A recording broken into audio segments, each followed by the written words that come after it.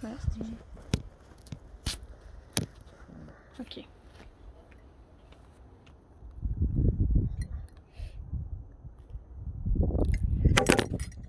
There's wind.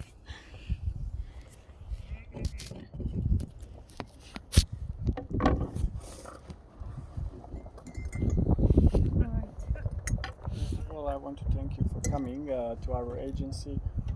You're welcome. It's a little bit different tour than usually in this corona time, and Okay. with some of the different rules. So I hope that the tour made your expectations. I mean, we are Yes, not it done is. yet. We still need to do important part of the speech, which is this part that we call history, which comes as a conclusion of the things that we were talking today a little bit and seeing today. Tour is a combination of seeing nice nature at the Kravice Falls, seeing very historical places such as Blaga and Počtet, but this recent history is as well very important for one big reason, which is to not happen again to no one and nobody. Yugoslavia was a country of 6 republics. Serbia was the biggest one. Croatia was second by size. Bosnia and Herzegovina Central was third by size and most multicultural, most multi-ethnical. They have two entities. One is Republic of Srpska, where majority of people who are living are Bosnian Serbs these days, and another is Federation of Bosnia and Herzegovina, where majority of people are Bosnian Croats and Bosnian Muslims. This is by Dayton Peace Agreement. Why these lines? Because of the segregation of ethnic groups. So majority of the Serbs are living closer to the Serbian border, and as well West Herzegovina is the part where we were today, Kravice and Okay. Is Dubrovnik city yeah, Dubrovnik is city famous. one of the city of the Croatia? Yeah, Croatia, famous for Game of Thrones, and it's very luxury place. And, Oh really? I didn't know that. yeah, Serbia is the one. So Yugoslavia was formed in during the Second World War.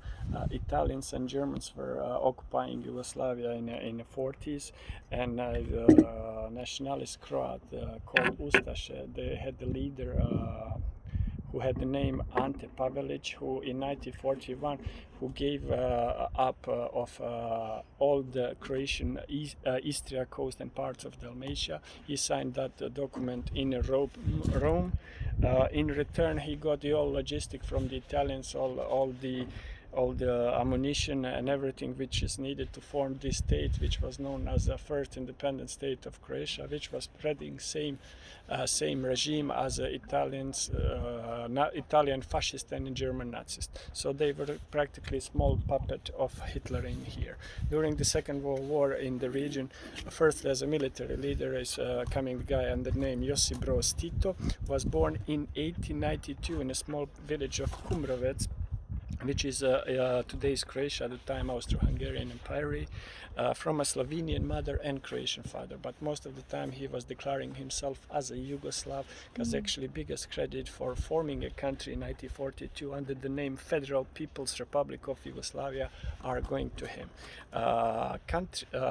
With the help of the Soviet troops, Americans and allies, Tito and his partisan soldiers managed to win a war in here, so to give back all the taken territories from Italians, Germans and Croatian Ustaše.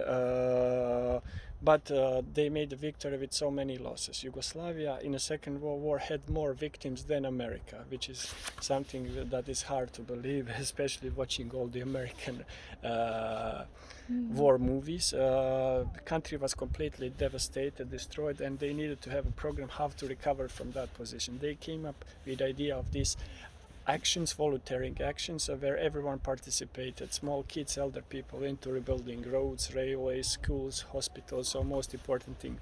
So in about 20 years, country is recovering very fast. In 1963, Yugoslavia is changing constitution, where people were given much more rights, people were given more freedom. Yugoslavian passport in 1971 is becoming strongest passport in the world. So during the time of the Cold War, Yugoslavia kept that neutral position, so they were not on a Soviet bloc. They were not part of the NATO neither. So that neutral position gave opportunity to travel without any visa issues for their citizens. Country at some point of golden age of Yugoslavia, which were late 60s, 70s, and beginning of the 80s, is becoming fourth army by size in Europe, fifth biggest economy of Europe, free education system, free health insurance, free holidays, I mean paid holidays, so many benefits that we don't have today. But now we have democracy, which most of the time is a thing that works on a paper, not so much in the practice. At the time there was one party, one leader. There was no possibility to choose anyone but the Communist Party. Now we have democracy, but what does it serve me for if I don't have all those benefits that people were having at the time, Now, normal question would be to ask me what happened to Yugoslavia. It was that good that I'm saying Yugoslavia was far away of being perfect system. There was perfect country. There was so many room to improve the things. But compared to today's situation, quality of life it was way better for normal people. So why Yugoslavia fall apart? There is many different opinions about that. One of the biggest ones is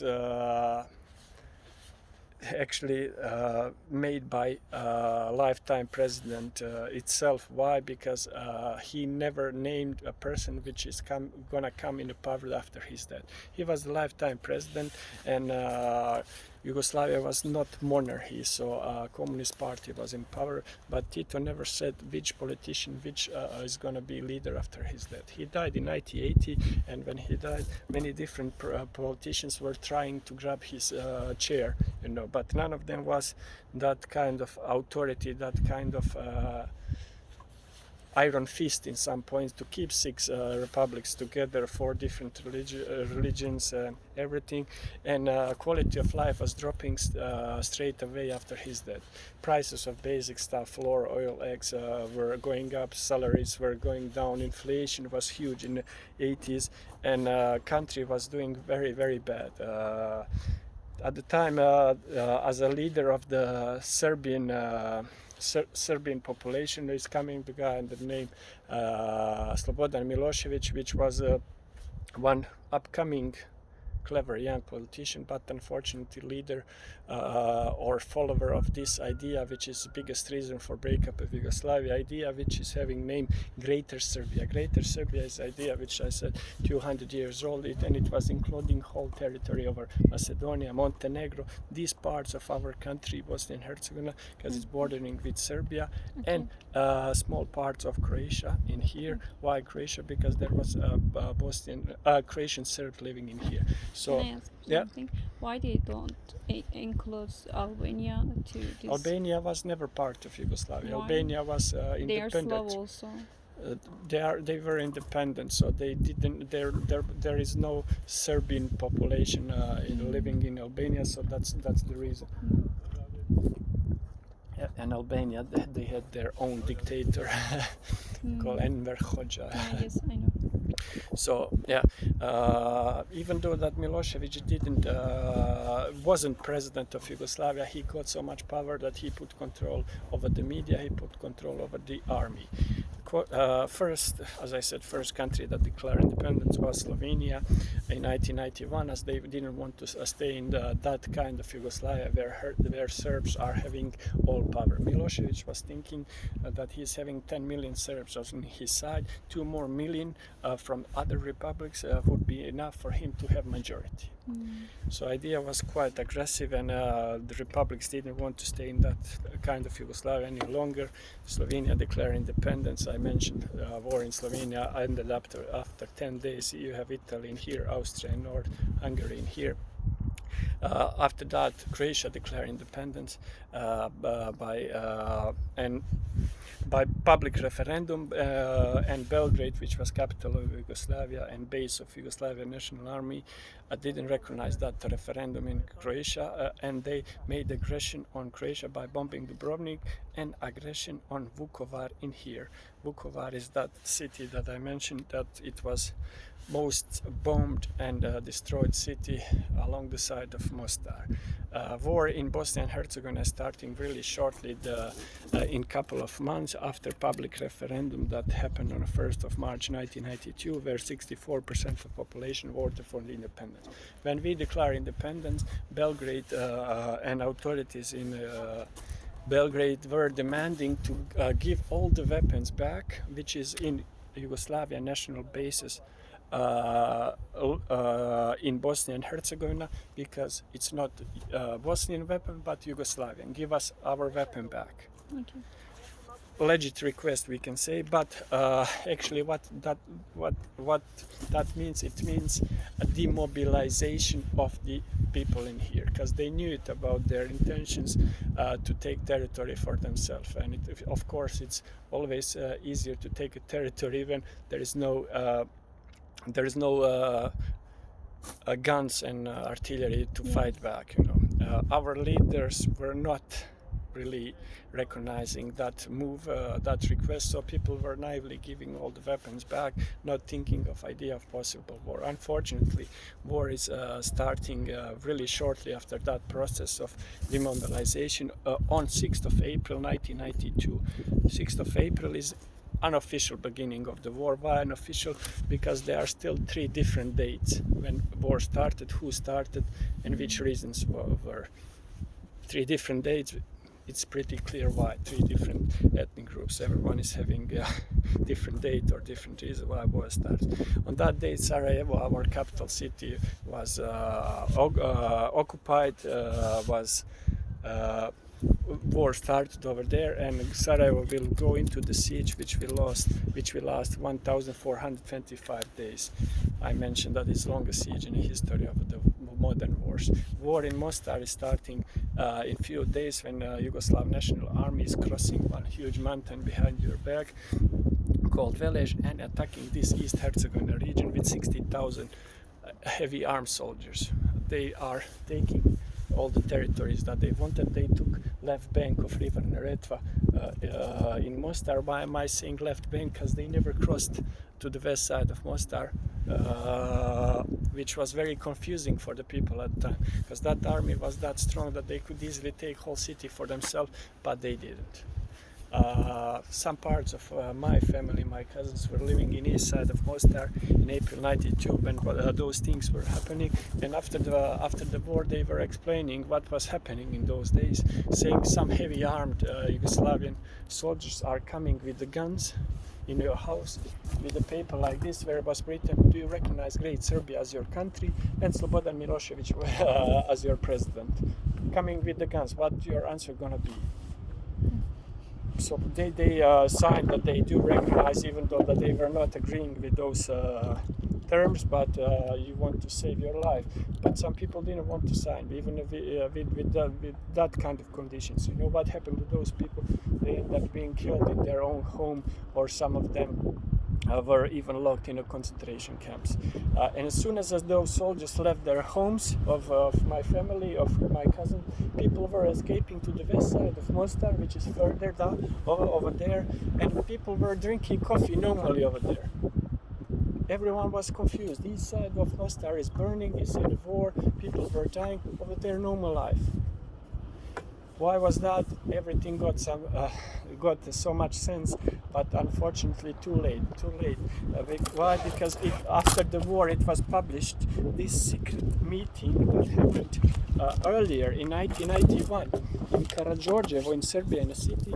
It is known as a Karađorđevo meeting, and meeting between Slobodan Milosevic, this ugly face in here is Slobodan Milosevic, and you have here President of Croatia Franjo Tuđman, Momčilo Krajišnik, leader of the Bosnian Serbs, and you have a leader of Bosnian Croats. No Bosnian Muslims involved in here. You can easily say that Bosnia is in front of them. So over there they made a deal how to split Bosnia into 2 parts. So invisible border in this Herzegovina region was supposed to be the river Neretva, that cuts Mostar in two parts. That's why Yugoslavian National Army stopped on the left bank of River Neretva by the previous deal from 1991, Karađorđevo meeting, which nobody knew during the war in 92. I know it's very confusing and everything, but those were the things that were happening, and it was confusing for everyone there. In the next 2 months to June 92, political situations are changing, and Croatians are deciding to take Mostar for themselves. But knowing the fact that the Serbs or JNA is controlling east side of the town, it's going to be a problem for them. So they made a new meeting, this time in Graz in Austria.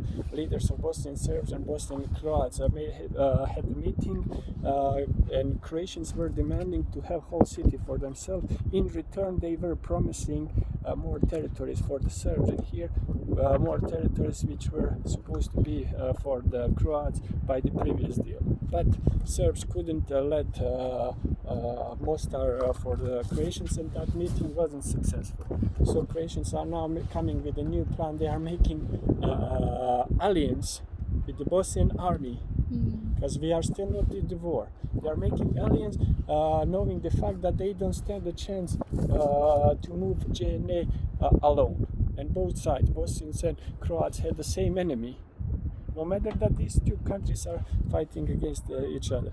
So the Bosnian soldiers and Croatian army in one early morning on 6th of July 92 are doing a blitzkrieg action against the Yugoslavian National Army and pushing Serbs uphill 12 kilometers from here, which is east